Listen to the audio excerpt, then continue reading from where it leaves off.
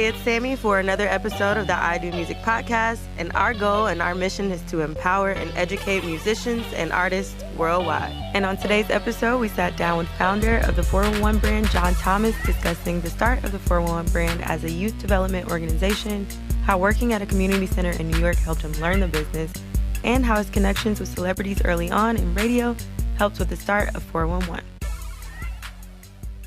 Hey, it's Sammy Approved for another episode of the IDOMusic podcast, and I'm sitting down with founder of the 411 Brand Foundation, an amazing youth development program that you have been working on for 25 plus years. Yes, How are you? Wonderful. How are you? Great. John Thomas. Yes. So, John, you are from Buffalo, New York originally. Correct. Yes. And you actually brought your talents to the South for college. Yes. Yes. I'm curious as to, well, first tell us what the for people who aren't familiar. Like I said, it's been here for many years, but tell us what the 411 brand is today, and then we'll get to how it got there. Okay. Well, in a nutshell, 411 is a youth development organization that is designed to bridge the gap between successful people and young people that want to be successful. Right. In the entertainment, athletic, and education space. Yes. Now, tell me about, because, I mean, you said the entertainment, athletic, and Entertainment space. Mm-hmm. How did you get to that point? Because I know you played basketball, correct? So that's where the athletic part comes from, I'm assuming. Yes. And this is just your foundation. I'm sure you have people working with you now, but you started this, like, from the beginning. You didn't have, like, a partner initially. Nope. Solo. So we have to go through some of the journey. So being originally from Buffalo and then transitioning to Alabama for school, what type of transition? Because I know you went to school for a full ride basketball scholarship, correct? Correct. So that is, I'm sure, what urged you to do it. But that transition, were you excited to come down south? Were you, how did you feel? Because New York and Alabama are vastly different. Yeah, I was excited, but I also was a little like a fish out of water. My father grew up in Alabama, but I really didn't go down as much. So in my mind, I thought everyone had a farm. There was not a lot of buildings. The typical stereotype of what Alabama was. When I got down there, it wasn't like that. There were streets and, so that made it. It was a city. It was a city. So I just didn't have any idea of what it was. But it was a great balance of the fast pace of New York to Alabama. It kind of slowed down, and I was almost feeling like a fish in a fishbowl because I spoke different. Right. And just the vibe was a little bit different from everyone that was there. So, but it was a good transition. They probably loved you, though. Yeah, it just finds people staring at you, Because they knew you were different. It was similar for me coming from the South and going to D.C. for school because it was faster. I mean, I grew up in Atlanta, so it's still a city, but then going to D.C. for school was like such a difference. Like, people were not as polite. And then just experiencing New York for myself, very different. Yeah. So attending school for you, were you initially trying to play pro for, professional basketball, like NBA? Is that the goal? Well, in hindsight, looking back, my goal was to have an opportunity to play in the NBA. It was, if I made the NBA, I will use the money to do this. But because basketball came naturally and I was very good at it, it was just a path that I just stayed on and just tried to see where it was taking me. So you've always had the vision to do something like this, to create a foundation like this. This was something that, when did you decide that this was something you wanted to do? I didn't know what it was. I just knew I wanted to do something that incorporated everything that I love. And just going through life, you kind of find what those things are. Right. But I knew just playing professional basketball wasn't the end all. Right. I just knew it was a gift that I had, and as a kid, I can make money that way, and then which would allow me to do the things that I love to do. Absolutely. Yeah. So when did you decide, or when did you figure out that it was no longer going to happen for you in terms of the NBA? I was invited to the NBA Summer League in Los Angeles, and there's hundreds of people there trying to get a job, and I quickly realized at the end of that camp I wasn't invited to go to another team. So I could become a free agent and go try out, or I can go overseas.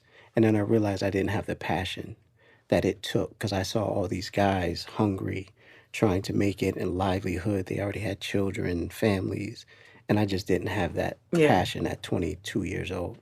So, and it's funny that the last day of the camp, I went back to my room, cut on the television, and there was a youth program on. It was like an older guy talking to kids. And I'm looking at it like, that's a good idea, but that's kind of whack the way it's being done. Right.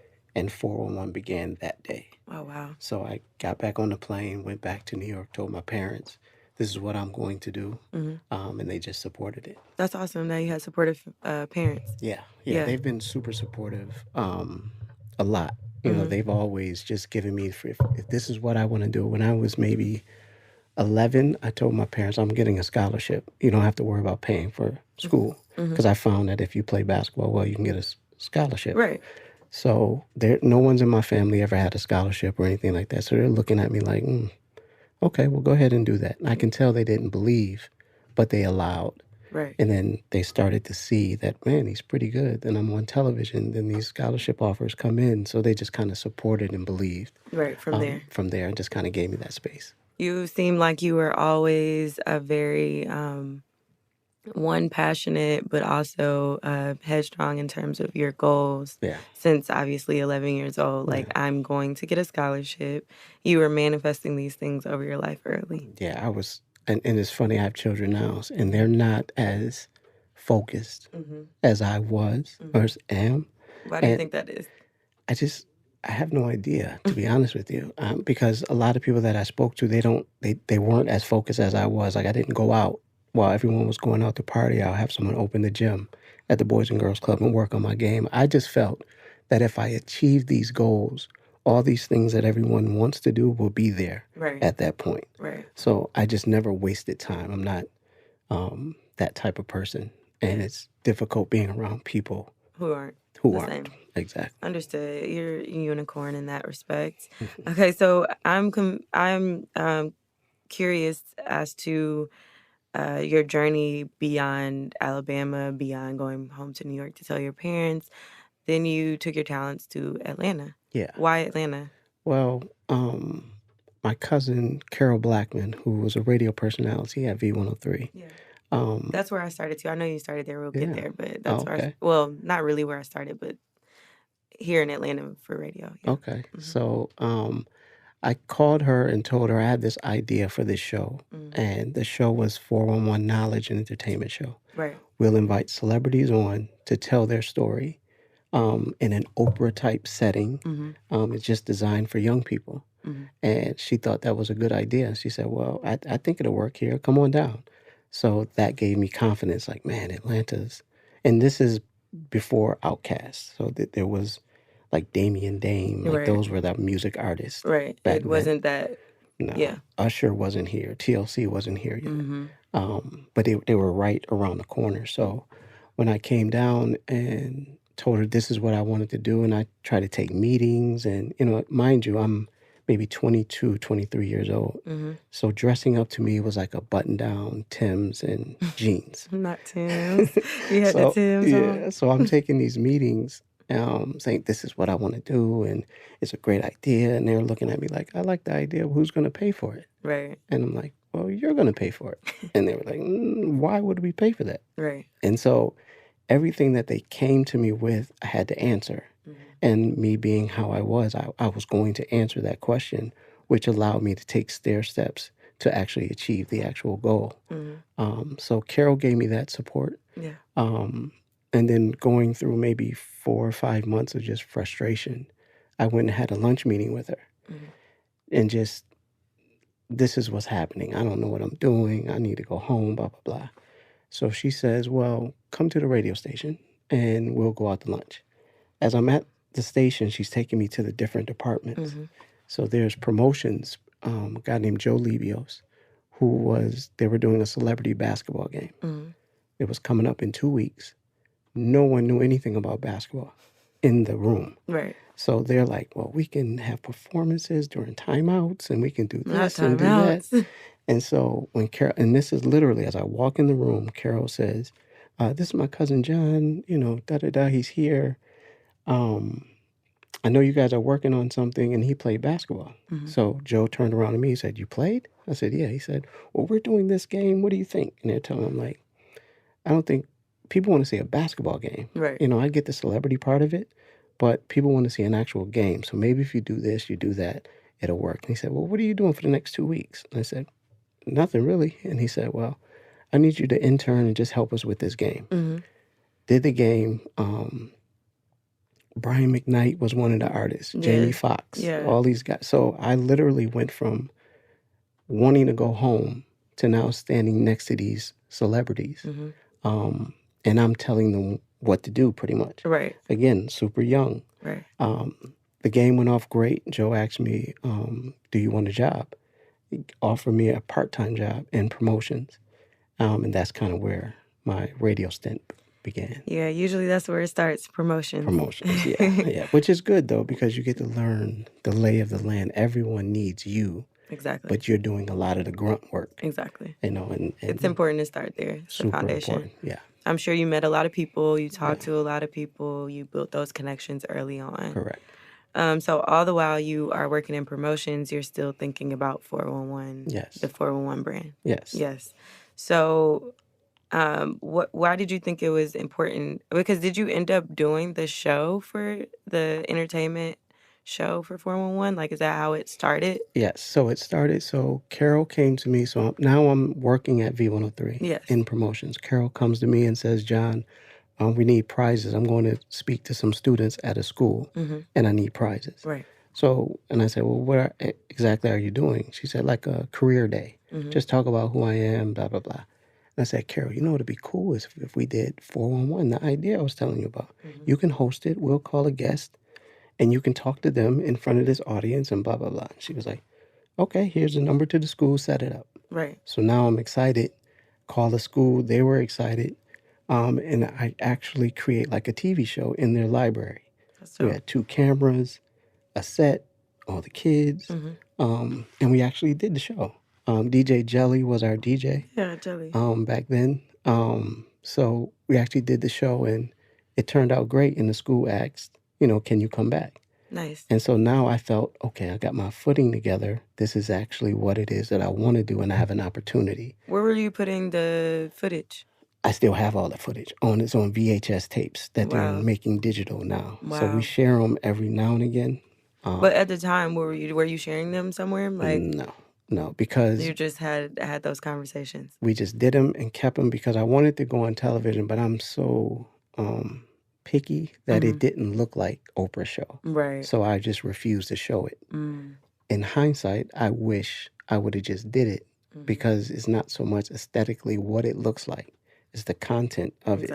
But back then, it just didn't look right. So I just wouldn't share it. So I just sat on all that stuff. Let's get into that piece right there, what you said, because I create content myself and I struggle with, putting certain things out. But then on the other end, sometimes I just do it and my friends are like, wow, like, admire that in a sense. But for me, it's like, dang, I look back on it like, this is not good. So what would you suggest to someone who's like creating content or interested in producing their own show, but they don't necessarily have the resources or the more so like the finances to fund it the way that they envision it? But, what do you suggest for that idea of conception? Do you think that they should hold off until they have the resources? Do you think, just from your experiences to date? Well, for me, it was just do it. Yeah. Yeah, it was just find a way to do it because now all those shows have so much value. Right. Now I got a call the other day from Netflix. They're doing a Biggie documentary. Oh, nice. And they went on YouTube and saw the interview and they asked to license it for the documentary. Carol did an interview with Biggie for Ryan Cameron. Ryan did an interview. Yeah. Oh, yeah. I did see that. Yeah. So, nice. Yeah, so Ryan hosted it. So you had like different hosts for this particular platform. Yeah, so it started with Carol. Right. Just because of the relationship. Right. We did a show with Outkast. Nice. And Carol's interviewing them and I'm looking at like, Carol's like their aunt.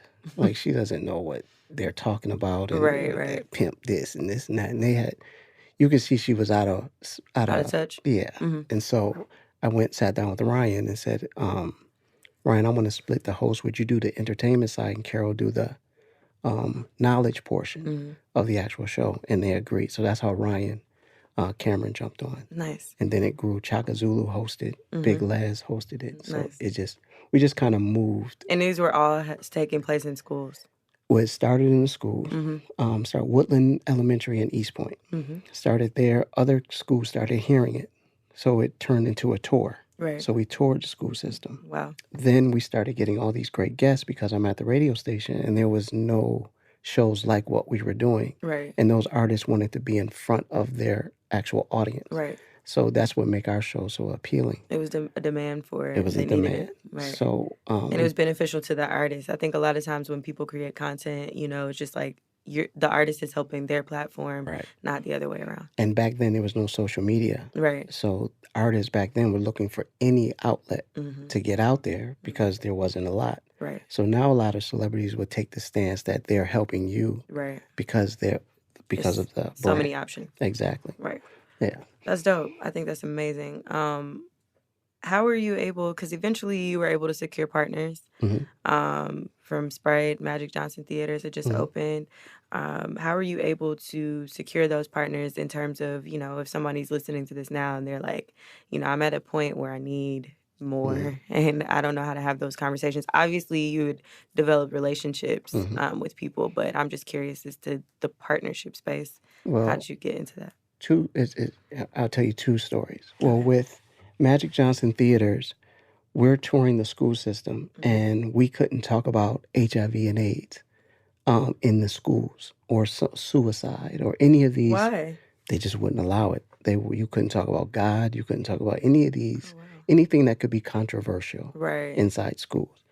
And so that seemed like it pigeonholed me. Right. So Magic Johnson brought his theaters down, and I was like, you know, it'd be dope if we went to the theater and held the show inside one of the theaters. And then we can invite schools to the actual theater to create an experience. And then we can talk about what we want to talk about. Right. So it's almost like turning Magic Johnson Theaters into our own studio. Yeah. Before the movie. So we used to do them in the morning before the movies started.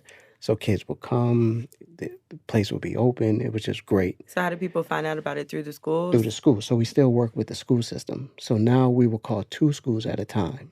And then they can bus kids over. It'll be like a field trip. Dope. And then we'll have these celebrities and, you know, it just... So you just couldn't talk about it in the school? In the school, right. Interesting. Because we couldn't, it was just, well, if one kid felt, or a parent felt... Right, understood. You know, so we just kind of had to stay away from that space, but I didn't want to be limited. Right. You know, so the conversation. So I had to pivot and found. So that's how Magic Johnson worked.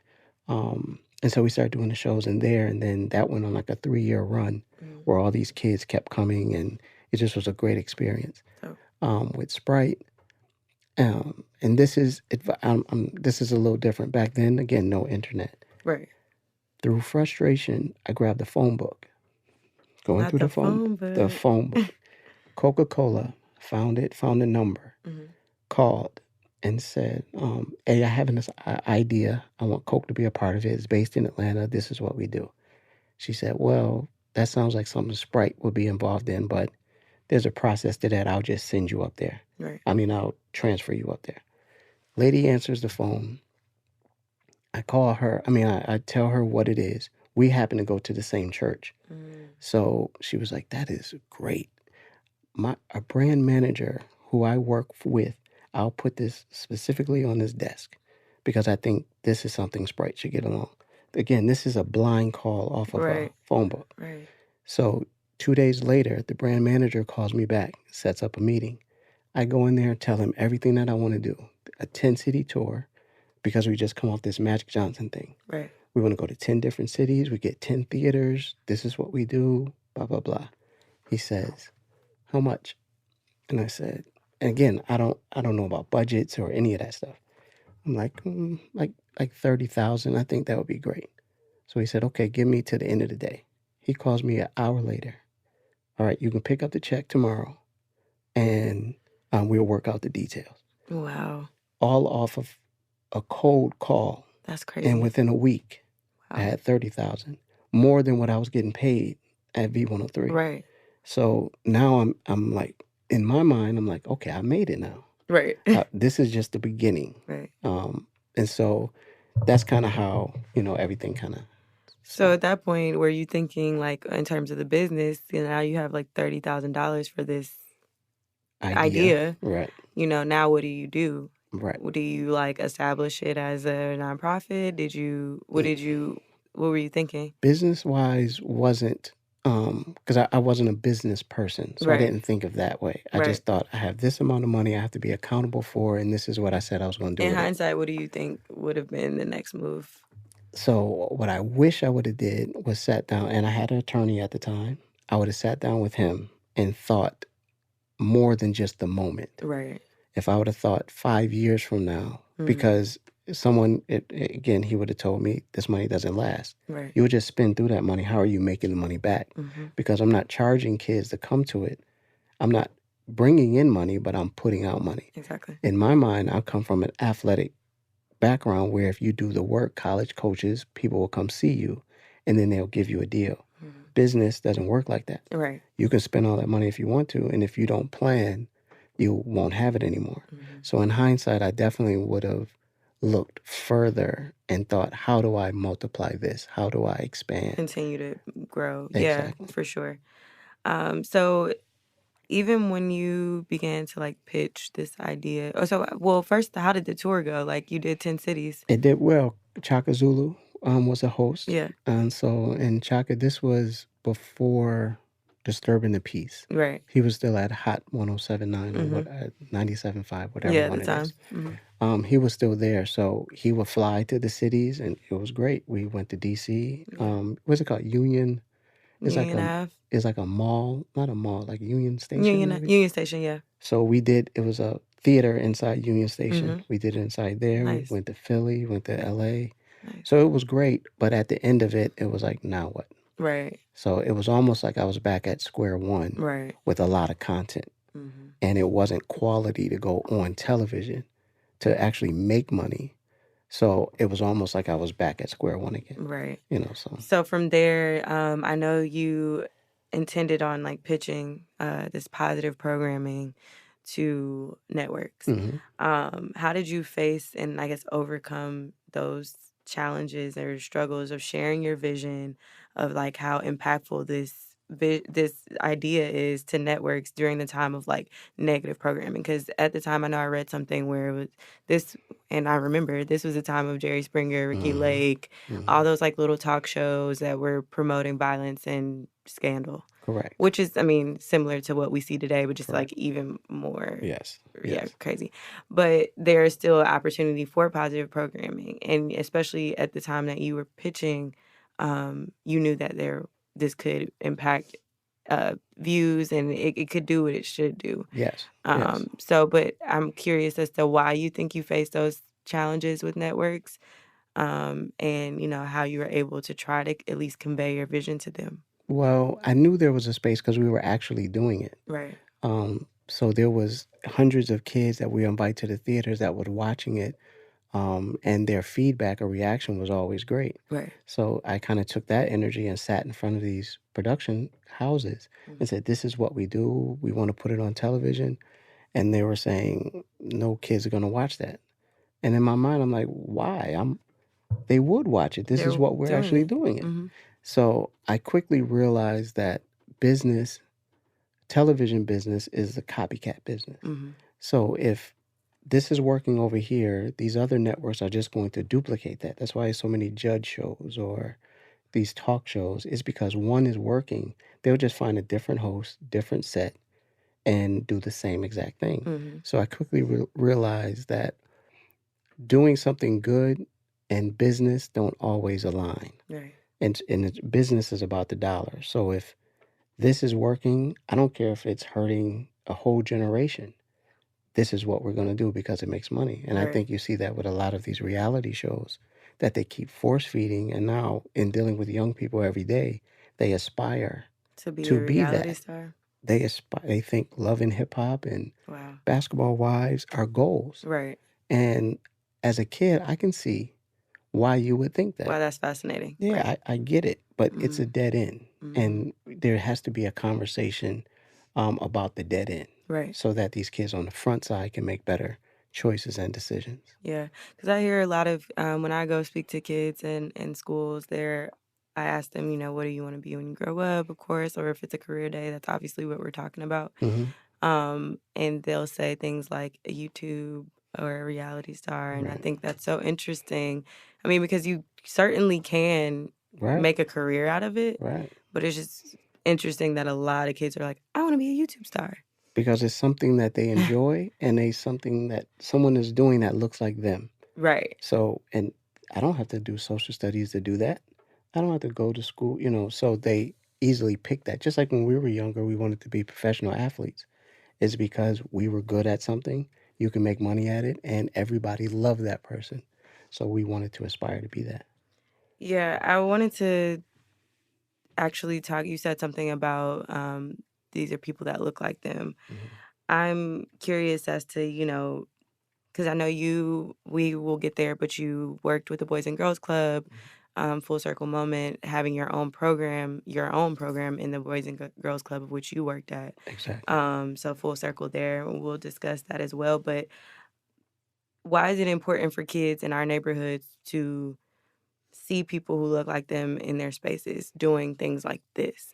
Like, seeing that I'm not a YouTube star, but I do this, you know what I Hmm. mean? Like there's another space for it. Hmm. You're not the athlete, but you're able to bring athletes and celebrities into this space. And you have your own nonprofit and you have your own organization. Why is it important for them to see you doing that versus, seeing the same Black people doing reality and being athletes and, just giving them a variety of something? But I think um, we have so much to offer. Mm-hmm. And unfortunately, there's a filter in what's shown to the world of what we can offer. Right. So this is our way of kind of collectively showing there is a job that you might be good at Right. that doesn't Require you to sell your soul. exactly. And unfortunately, they don't know the selling of the soul part Right. because they look at it as attention Mhm. and money. Mhm. If I can get attention and money, that's what I want to do. Right. So unfortunately, we have to start showing kids to look inward and figure out who you are first, Mhm. and then go find your place in the world instead Absolutely. of looking in the world to try to find a place. So your community efforts can't go unnoticed. Obviously, your whole entire organization is to better the or foundation is to better the community. Hmm. How did you begin working towards those efforts back home? Because obviously you spent a lot of time here in Atlanta, Hmm. but I know that at some point you were able to do something for Buffalo, New York specifically. Yeah, there was a moment when I went back and I was just visiting, and my sister was working with Buffalo State Mm-hmm. College and working with youth. Gotcha. And they had a basketball instructor who quit right before programming began. Oh wow. And so she called me and was like, John, they need you. They don't have a basketball instructor. I was like, Elena, I'm only here for a week. She said, well, it's for 2 weeks. You can do it. Da da da da da. And I said, okay, well, I'll do it, and then I'll stay longer if it works. Mm-hmm. It changed my whole perception because I realized I was disconnected from the city that I was in, because when I graduated, I left Right. and I didn't come back. Right. I would just go visit my parents and then I'll leave. Right. So that next generation, they knew who I was just from everyone talking and, seeing all the basketballs and all of that. But I didn't have a relationship with them. So teaching them basketball gave me that connection with the young people again. And so that went so well that I thought I need to come back more and do more of this. Right. And then realized a lot of my peers need to come back. So I just created a 411 All-Star Weekend where we had like a picnic, a celebrity basketball Nice. game. We did a show with Nas. I did the wow. talk show. So we did that up there. Wow. Nas was a guest. That's amazing. So we just had a great weekend. And So did you know, okay, obviously you met a lot of these celebrities or know these people from radio, but how did you connect with Nas? Did you already have that through someone else? I Or had a friend that worked with Columbia Records okay. at that time. and he knew what I was doing in Atlanta. And so him and who was on tour? He was on tour with Usher, and they were just so happened to be in Buffalo that weekend. Wow. And so I was like, yo, I'm doing this. It would be great. Big Les is hosting it. Can we get him? And he was like, yeah, just let me work out the details. That's amazing. And he did it. And everyone, even the radio station up there, was like, Nas never shows up for anything. He's not going to show up. Right. And they wouldn't promote it on the radio because they felt he didn't show up for something for them. So they thought he wouldn't show up. Right. So they didn't promote it or anything like that. And he showed up and it turned out great. And so they turned back and apologized. Right. And how can we work, in the future together? Yeah. But again, I was just from there and I was only visiting once every year. Right. But we turned this into a 10-year run. Every year we went up there. It was a 411 weekend. That's People amazing. would fly in. We had parties and, Just a whole weekend of. it was great. That's dope. Yeah. I love that. So then you actually ended up accepting a position in New York, yes? Yes. For director of programming. Yes. Or programs at Carver Community Center. Why'd you decide to transition back? I mean, obviously what you were doing made sense, but being the program, what does that even mean? Like you're a program director or director of programs? Over all programs. Yes. That I'm in between all the kids and I guess the executives. Gotcha. So my responsibility was to manage the staff that works with the students, but then also create the programming and how it's facilitated and all of that. So I had my son was born in 2003. So again, back then, in my mind, going after a dream and having a child didn't seem like they worked together. Right. I had to go get a real job. And so in my mind, if I got to go get a job, I'm going to get something that's aligned with what you're doing. With what I want to do down the road. And so working with Carver, it allowed me to be in charge of programming, work with young people, and then learn the business of youth development from inside out. I was just doing it because it's what I wanted to do and what I thought the world needed. Right. But I didn't understand the business of youth development. Exactly. And so community centers work different than YMCAs, work different than Boys and Girls Clubs.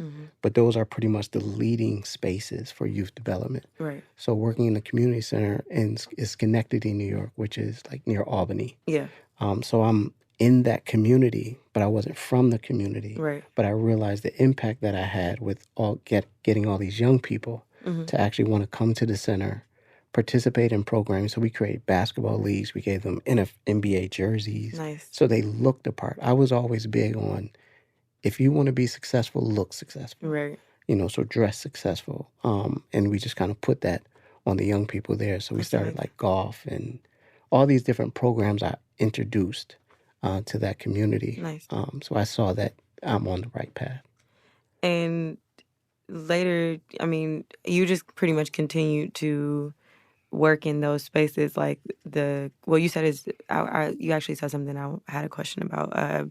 The community center is different from Boys and Girls Club, different from, I forget, YMCAs. Yes. How? Community centers a community center focuses on the entire community, young and old. Gotcha. They can be a food pantry. They can have community meetings there. Gotcha. And then they happen to do youth programming. With the Boys and Girls Club, they're specifically for young boys and girls. Right. And they offer programming, but it's a collective way of how they actually do it.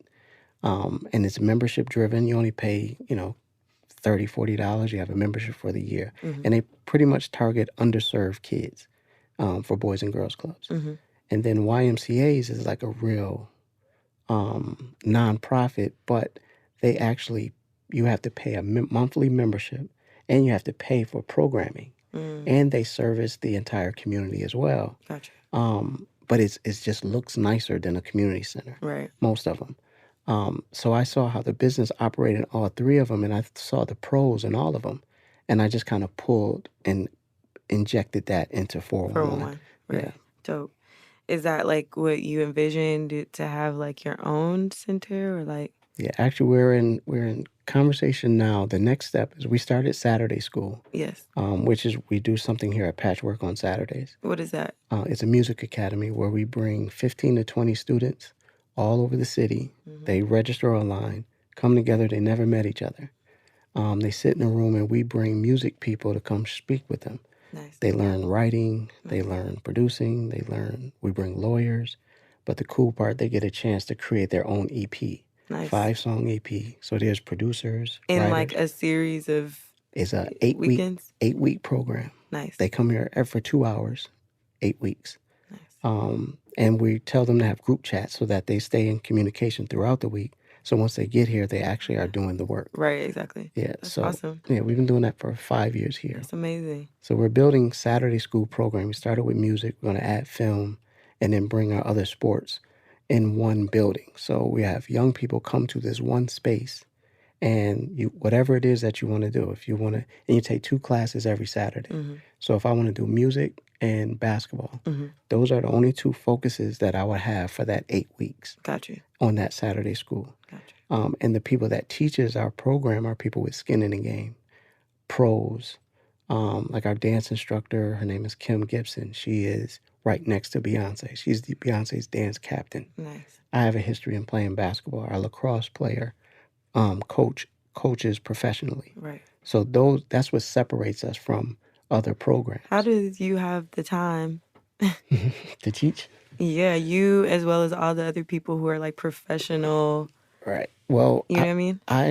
This is a passion, and I always carve out time. And so I only teach one day a week over at Morningside, but it's something that I love to do. But even like the other people who are like, you coach a professional team, or, obviously there's an off season, but not really when you're doing something like that, or you are the choreographer or the dance captain of Beyonce's team. That's, it doesn't sound like you have a lot of time. Well, if you have a passion for it, she has a passion for dance, and everyone knows she's not going to dance for Beyonce forever. Right. And so her job is she loves to work with young people. Gotcha. So she's creating her own dance space. Gotcha. So, but in doing that, we just try to find and line up like-minded people. Right. That have a passion for young people and what they do. So at some point you did actually start the nonprofit for the brand, for 411 Brand and Foundation. How did you go about creating that nonprofit, and why did you feel like it was time to do the 401(c)(3)? You know what I mean? Like, you always hear about businesses, especially like celebrities or whatever, and they're like, oh, they started a nonprofit. Mm-hmm. Obviously, your mission and your goals have been aligned since you were damn near 11. But I just wonder, like, why that was beneficial to 411 and, like, why you decided at whatever moment to do it. We started the nonprofit in 2014, and I always was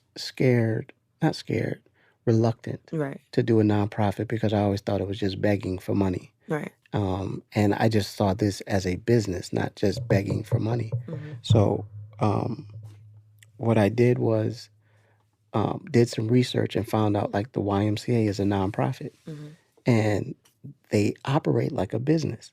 So as a nonprofit, you have to pay to come into the Y.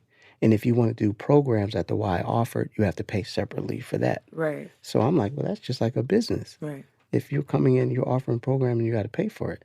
And it's just not giving away for free, because what happened in certain communities, well, in our community, our kids or parents wouldn't really pay for programming. They would pay for aesthetically, whether J's or they would rather spend their money that way to look good for the moment. Other communities will invest in their kids and pay $300-400 for a 9-week program to expose their children. Right. So now we're working on this side of the track, but not really on where it's really needed. Right. But how do we operate as a business if they're not going to pay for it? Right. So I had to be strategic and say, okay, if we were a nonprofit, maybe we can partner with companies that have want to help this community. Then it can be a win-win on both sides. Absolutely. So we formed a nonprofit, and the city of Atlanta is our partner. Nice. And I wanted to ask you, like, how your program is different from any of the other programs or foundations that exist. What makes you all the, like, go-to? Why should kids or why should parents involve their kids in, the things you're doing here at Patchwork, or the just things you're doing across the community for the 411 brand? Well, what separates us, one, is our instructors. it's just not babysitting or just a place for your kids to go until you get off work. Our programming is set up that if you specifically want to do well in music, this is where you want to come, because you're going to surround yourself with like-minded people that want to be good. Unfortunately, in after-school programming, your parents put you in it, and you might be next to 3 people that don't even want to be there. That energy will suck it out of you of wanting to be great because you're around that. Right. So we try to cut that off. We only invite people that really want to be a part of the program.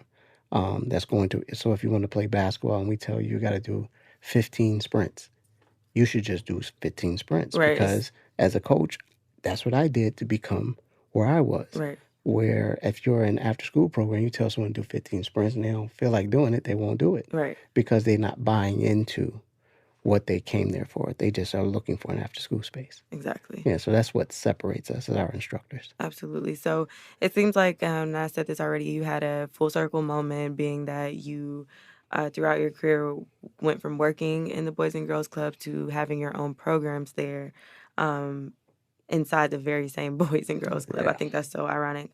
Why do you think it was important for you to have that foundation working first with an organization like the Boys and Girls Club or like the Y or like the Community Center before starting your own, before diving into doing your own programming and establishing even now your own center to where you can do these programs? Well, it was important, one, because in the beginning I just thought I just had an idea. It wasn't a business. Right. And Boys and Girls Club, YMCAs, that's a business. Right. So, but I quickly realized what I was doing was no different than what they were doing. And it took me being inside to see actually what that was. Right. And then when I actually worked there, I'm like, this is no different than what I do over here. Right. So I do see how they also align, but also working with the Boys and Girls Club, there was a ceiling. It's like a glass ceiling. There was a time when T.I. called and wanted to give away book bags. The Boys and Girls Club I ran was on the east side. He's from the west side. So he's never been on the east side to do any charitable anything. Right. So they called and said he wanted to give away book bags. I told him that would be a great idea. Called downtown and told them T.I. wants to come, wanted to give away book bags, this, that, and the other. They said he couldn't. And I was like, well, why? And they said, because we asked him to build a studio at on the south side, and he didn't want to do it. So we wouldn't let him come to the Boys and Girls Club because they looked at it as the celebrities were using the Boys and Girls Club to make their image look good. But that wasn't what the case was. I mean, it could be because T.I. went through a lot of issues around that time. Right. But at the same time, why would you take that away from these young people? Right. The opportunity to get something, if not, this, you know what I mean? And just to be around them. So that was the ceiling. Yeah. So I realized, okay, I couldn't, even in the position that I'm in, I still can't make that decision. I can't. So I need to pivot. And so that's when how do I pivot? And I took, some weeks to figure out what that was. And that was starting the 501c3 and resigning and just jumping full feet into this. Nice. Yeah, I think that's amazing. I think all the things that you're doing is amazing for the 401 Brand Foundation.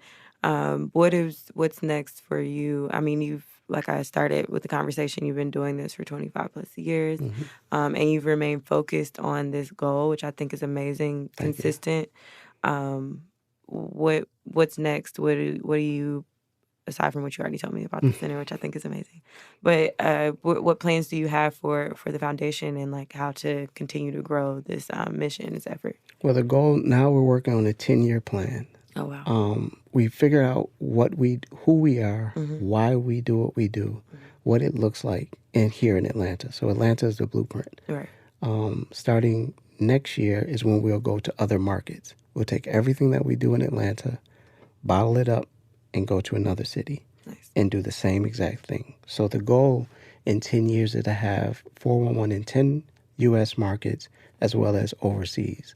So, and just doing exactly what we're doing, because we find out we did a music academy in L.A. During All-Star Weekend last year. Same thing we did here, and it was a hit. Wow. So everything that we do here, we can do in other markets. Yeah. So that's the next goal, and then create a space where those other markets can come to Atlanta and all kids from all walks of life can participate in programming. to actually build those bridges, and we'll bring other people to kind of share their stories as well. That's awesome, John. Yeah. I'm very proud of you. I'm I very happy appreciate for the it. 411 Brand and Foundation. I pray for all of those things to manifest as they will and they Yes. should, because you've been putting in the groundwork. Thank you. For years. So we thank you. Can you tell them where they can find you on social media, where you can find the brand on social media as well? Social media, everything is at the 411 Brand, and for me, it's at John Thomas 411 on Instagram. Sweet. And where did 411 come from? 411 means information. Okay, so the information. When Mary J. Blige's album came out in 92, What's the 411? That's where the idea came. And then 411 is you come to it for information. Gotcha. So that's the genesis of the program. Dope. Yeah. Makes sense. Yeah. Makes a lot of sense. Well, thank you so much, John, once again for sitting down with us here on the I Do Music podcast. And as always, you guys can find this podcast at IDM Podcast on all social media, as well as myself at Sammy Approved. And thank you. Beautiful. Thank you so much. Sonically superior.